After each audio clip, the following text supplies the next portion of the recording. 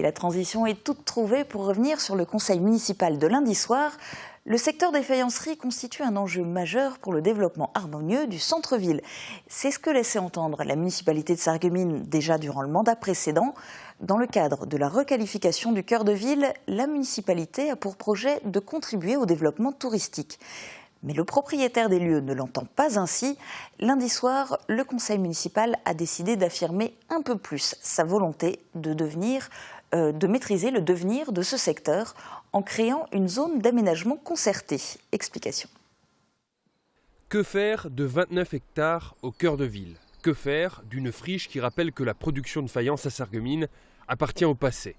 La question se pose depuis la liquidation en 2007 des céramiques de Sarreguemines. Et l'équipe précédente n'avait pas tardé, il est vrai, à mettre en œuvre un projet urbain pour le site des faïenceries. Projet qui contribue aussi à déplacer le cœur de ville.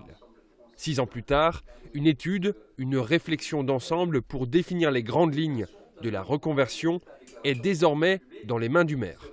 L'aménagement porterait sur la relocalisation du musée du centre-ville, l'implantation d'un équipement hôtelier, l'aménagement d'un parc urbain et à terme, la création d'un nouvel équipement culturel. Un projet qui ne plaît pas aux propriétaires du site, les faïenceries de Sarreguemines, Digoin et Vitry-le-François. Un contentieux oppose d'ailleurs la ville et cette société.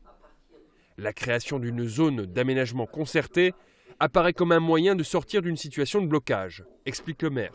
Y mettre de l'habitat, c'est une chose. Mettre peut-être des surfaces commerciales, c'en est une autre.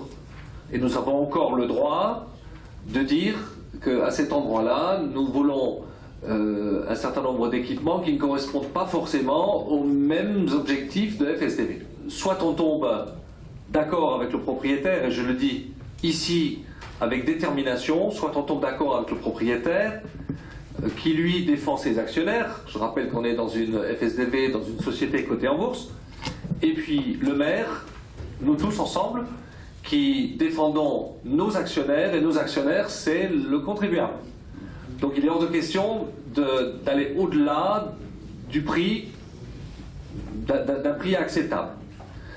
Et donc nous sommes dans une démarche progressive de création de ZAC, d'études, création de ZAC, en espérant qu'il ne faille pas aller demain vers une DUP, une déclaration d'utilité publique, qui serait le stade ultime avant une éventuelle expropriation.